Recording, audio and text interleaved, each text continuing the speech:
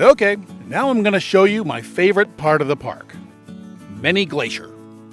To me, it's the most scenic. It's also where my favorite trails begin. I only hope that this video won't make it more crowded than it already is. There are many trailheads in the area, and each has multiple destinations. This one traverses the Swift Current Valley while passing by a chain of lakes.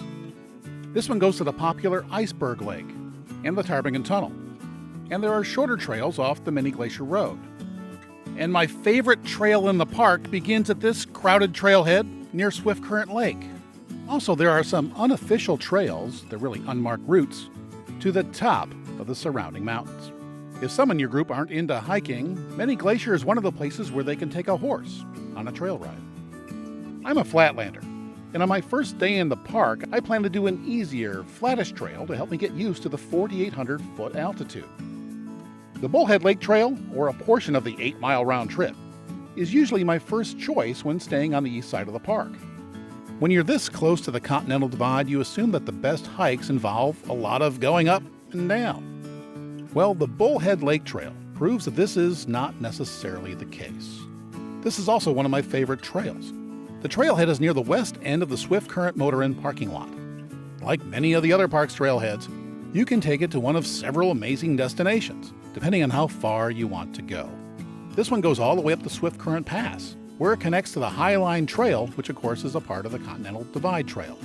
So you can go from here to Logan Pass, Canada, or even Mexico. But Bullhead Lake is just a 7.2-mile round trip. And again, it's relatively flat with only a few hundred feet of up and down, again depending on who you want to believe. The trail passes a chain of lakes. The nearby first lake is full of moose nearly every evening.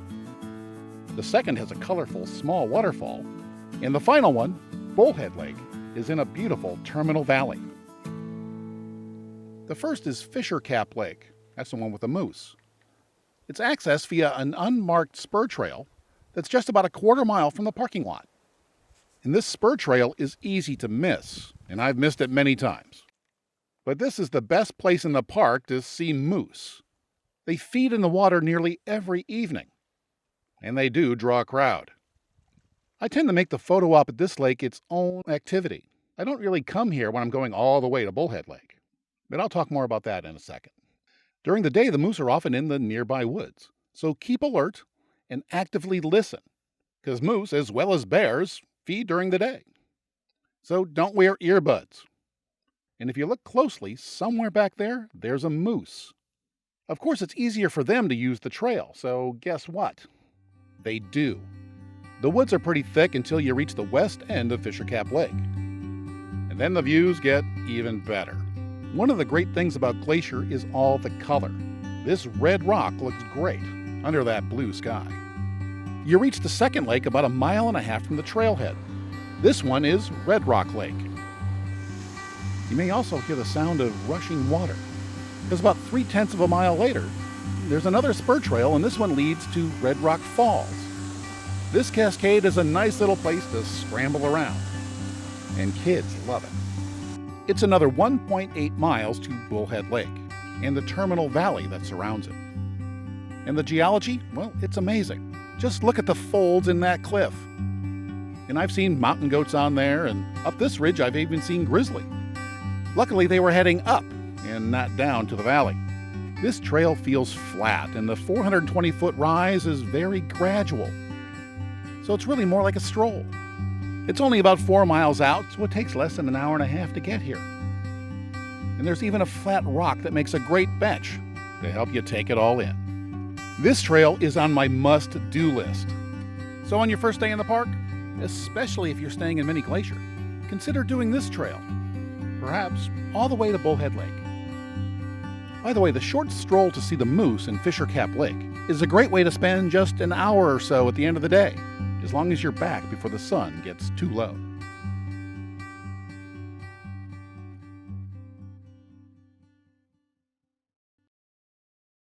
Another trailhead that leads to a few interesting places is located on the north edge of the Swift Current parking lot. This one goes to Ptarmigan Falls, which is a 5-mile round trip, Iceberg Lake, which is about 9.4 miles up and back, Ptarmigan Tunnel is 10.4 miles away and has about 1,900 feet of going up. And from here, you can also hike all the way up to the Canadian border, past Elizabeth Lake, through the Belly River to Canada. If you're going to go that far, visit the enjoyyourparks.com website for more info. This is on the same ridge as Alton Peak, and it is frequently closed by bear activity. So if this trail is open today, well, it may not be tomorrow. If it's open, you have to do it. You may have to schedule around the availability of this hike. Only about a dozen cars can fit in the nearby parking area, so you may have to park at the Motor Inn and add a couple of blocks to your hike. The trail starts with a short climb above most of the trees, so there's nice views for the first mile and a half. Then you enter the trees. This, by the way, that's Bear Scat, and he's likely to be still around. On one of my hikes to Iceberg Lake, there was a bear on the trail. Here's an excerpt from that video. Why were they heading this way so rapidly? Some were nervously smiling, but nobody would stop their retreat to tell me. Soon I joined the retreat. Eventually, I did learn that a mama bear and 2 cubs were also using the trail. One hiker took these pictures and some video with a little point-and-shoot camera.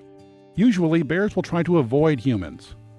These blocked the trail and headed towards them. They got quite close. This is potentially a very dangerous situation. They were very lucky. The mama was only interested in teaching her kids how to find and eat berries. I and others had bear spray, but none of us wanted to have to use it. After several minutes of backtracking, we saw another group coming. The lady in orange is a trail tour guide, leading a group from the Boston area. We all felt that she knew best how to handle the situation. Then someone came up and said he saw the bears leave the trail and go up the hill. So we decided we could continue, but we did so as one large group. There is safety in numbers. Secretly, I'm sure all of us were checking out the others in the group, trying to determine who was the slowest, while at the same time, hoping that an old joke wouldn't come true. 15 minutes later, in a clearing, one hiker showed us her photos of the bear. She was quite close to it. I've seen what happens when a bear attacks, on this very trail, and it's not pretty. The victim I saw in 1994 struggled down the trail, covered in blood. This witness explains what he saw. I saw him. He has a deep laceration on the top of his head, one across the chest, one on the back. It would have taken the victim 3 or 4 hours to get to the nearest hospital by car, and by then it might be too late. So a helicopter was called. In the next week, he had to endure 4 operations, but he did survive. Youthful enthusiasm can be nothing more than naivete. This time, we were lucky, but the danger was real, and the trail was again closed the next day. So the bear danger is real, and you need to learn basic bear safety and actually use it. The Ptarmigan Falls aren't really that much to look at, but there's a clearing near them, and it's a nice place to rest and maybe have a snack. And not long after you cross the bridge, there's a junction for the Ptarmigan Tunnel Trail. And I'll talk about this trail after I finish talking about the Iceberg Lake Trail. From the junction, it's about 2.1 miles to the lake. A mile from the bridge, you're out of the trees again, and the view of the valley and the Continental Divide is awfully nice. The trail gains a total of 1,250 feet, and except for the first climb above the trees, it does so gradually. This trail feels more like a stroll than a workout. Well, this is Iceberg Lake. It's in a nice cirque with a 3,000-foot cliff face. This was shot in September and the lake was free of ice. It'll look differently every time you hike here. This is another one of those hikes that's either on my must-do list or on my second tier, because generally it's a pretty good one. But now I'm going to talk about a much tougher hike up to the Ptarmigan Tunnel. It starts out just like the other ones did, climb up the little hill and go to Ptarmigan Falls, and the junction is just past the falls after you cross that little bridge. It starts with a half-mile slog up 400 feet through the trees and huckleberries, which of course is a favorite bear, so make noise. Then the trail climbs more gradually until a clearing with a lake. And by the way, see that little hole? Apparently a bear dug that. From the lake, there's also an intimidating view of the switchbacks up to the tunnel. The trail goes up another 500 feet in about 2/3 of a mile. Because of the weather, well, my view wasn't that great. Well, here's what it looks like on a nicer day. This is the door to the 250-foot tunnel. This is the impressive view on the other side. Because of the weather, I brought my cheap camera on this hike, and boy, I wish I didn't. Because the weather made this hike one of my most memorable. By the way, that's Elizabeth Lake below, where there's a backcountry campground. The trail continues past the lake all the way to Canada. I was really glad that I was prepared for any type of weather, because you got to remember that there's no cell coverage up here. And the weather up here, well, it can change in minutes. And that's what happened. But before it did, I took one of my favorite photos that I've ever taken in the park. This one's on my wall. But a minute later, the view was gone. A cold front brought fog to this side. On the other side of the tunnel, the clouds were really impressive.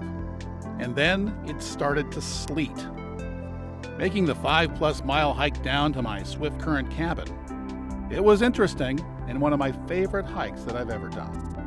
What a great day. The Ptarmigan Tunnel hike is 10.7 miles with 2,300 feet of up. It's hard, and you'll need to be in great shape to do it. But the reward is a great experience.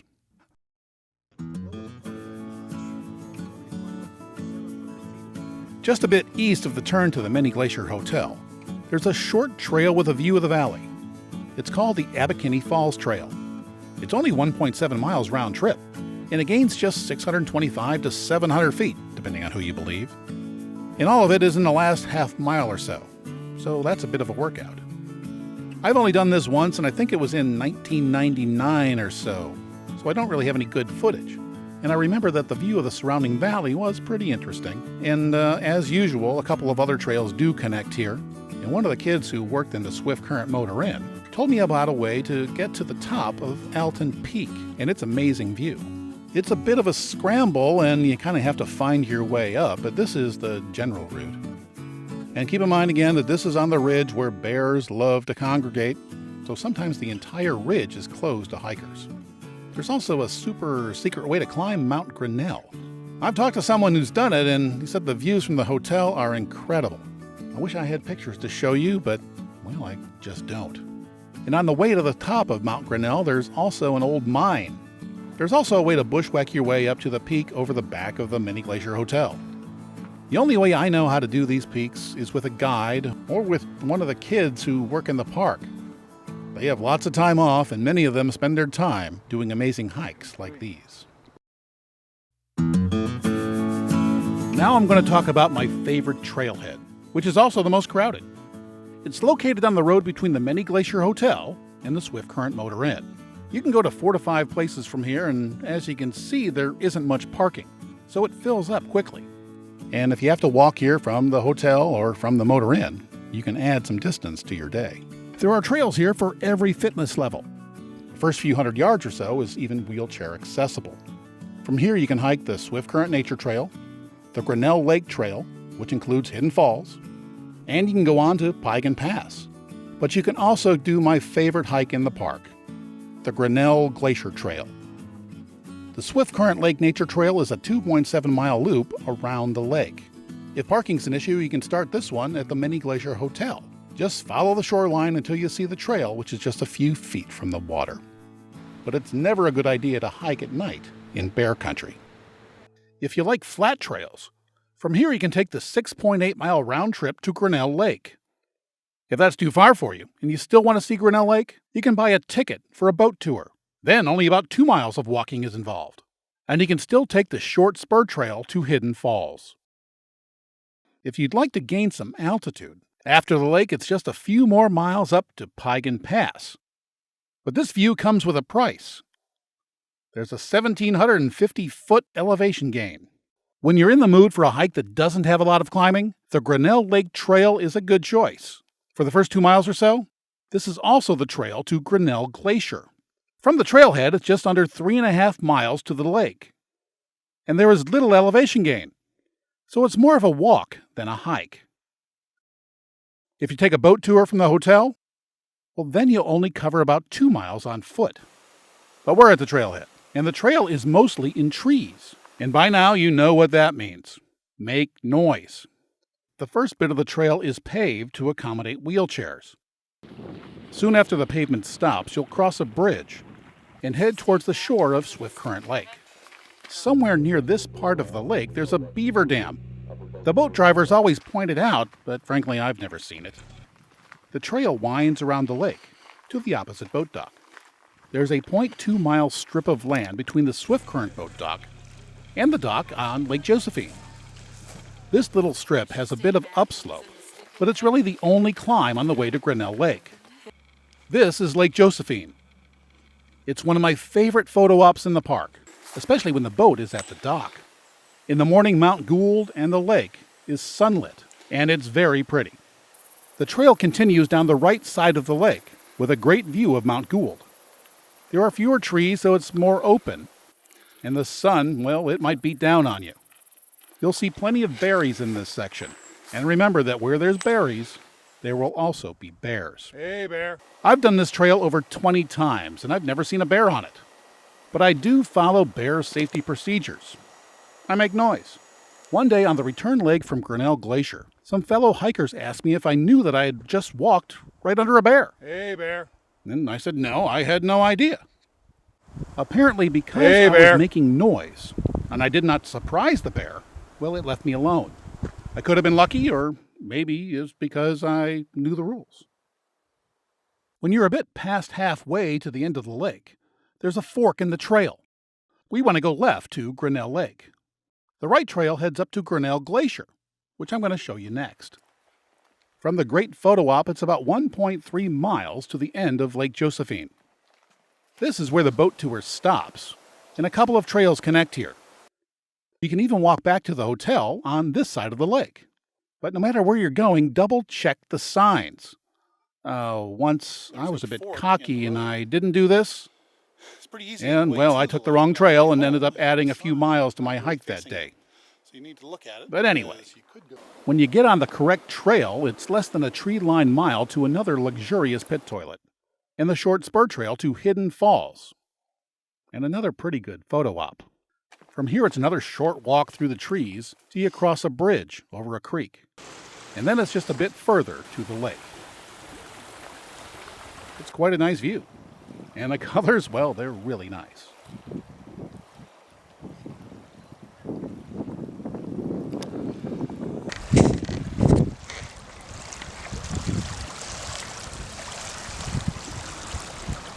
The waterfall at the far end of the valley is meltwater from Grinnell Glacier, and I'll take you there in a bit. This group of hikers on the far slope, they're heading up there. And if you're at the lake and you're feeling pretty good and maybe you want to hike a little bit more, well, based on the park's map, it's about 2.8 miles further down the trail, with another 500 feet of up, to Morning Eagle Falls. And if you're still feeling good, then you can go even further and gain another 1,250 feet up to Ptarmigan Pass. Now that's a full day. By the way, I got the Ptarmigan Pass from the Sun Road, which is a bit easier.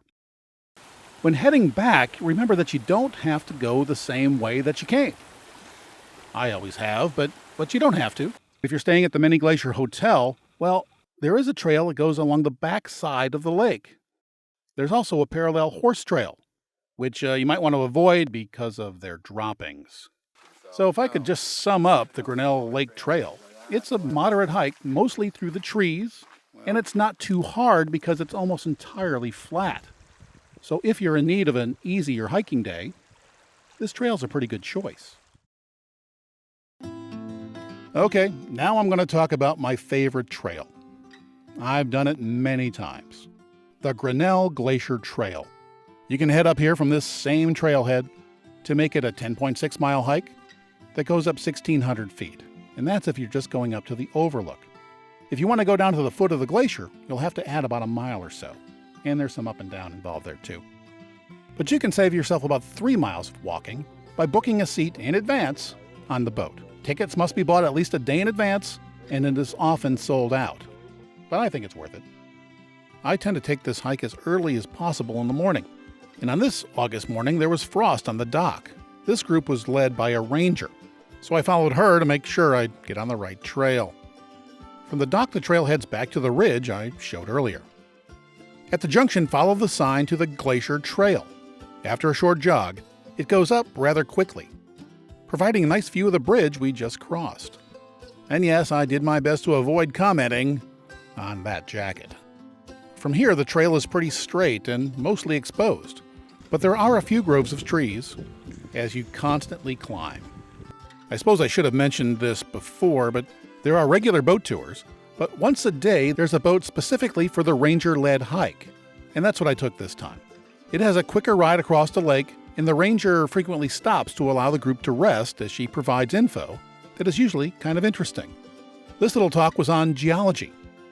Notice the bending rock and the unique color? She explains how this formed.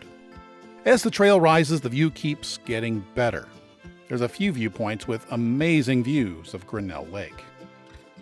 Now, lighting and weather has a great deal to do with the quality of the photos you get from this spot, but on this day it was pretty good. I'm going to let a few of these beautiful shots play on by as I talk a bit about the weather. When hiking in Glacier, just about any kind of weather is possible, regardless of how the day started. An hour after leaving the frost on the deck, I had my jacket off and the sun was, well, almost too much. And on the east side of the park, it can be quite windy. The air generally comes from the west and it hits the divide and then it just pours down the other side. I've been on this trail when the wind was blowing well over 20 miles an hour and it gets a little blustery. And often it's a cold wind too. Of course, it's colder as you go up, and it makes sense that it's cold near the glacier, too. So dressing in layers is a good idea when hiking in Glacier. It can also rain unexpectedly. So I'm almost always wearing Gore-Tex hiking shoes, or boots. And I always bring one of those extremely portable little ponchos that cost a few dollars. That is, of course, unless I'm wearing Gore-Tex pants and a jacket. Okay, now back to the trail. After an hour and a half or so, there's a bit of a bend, and then there's a little meadow. I think it's about here that the trail dips a bit, and you have to regain some of that hard-earned elevation. Then, less than a half a mile from the top, there's a clearing with benches and, well, even a pit toilet. It's a sheltered spot, so this is a good place to eat out of the wind. It's also a good place to rest, because the hardest and steepest part of the trail is yet to come. The last quarter mile or so is quite steep, but it has great views of the valley below. Finally, after 2 to 3 hours of hiking, you're at the Grinnell Glacier Overlook. It's about 2/3 of a mile to the glacier, and in places it's a bit of a scramble, but it's well worth it. Keep in mind that it may not be safe to walk on the glacier. When I first came here in the mid-90s, you could explore ice caves, and up to the early 2000s, rangers led groups out on the ice. Today, that's not really possible. The ice is too thin, and it's quite likely that it won't hold your weight. And you don't want to fall through a crevasse, because that water is very cold. Like I said, this is my favorite trail. And I hope you can see why. My 90-minute glacier travel guide includes an 11-minute segment just on this trail, and it's well worth a look.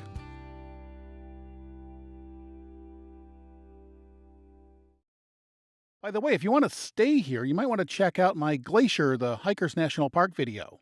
It has a detailed segment on lodging in Many Glacier.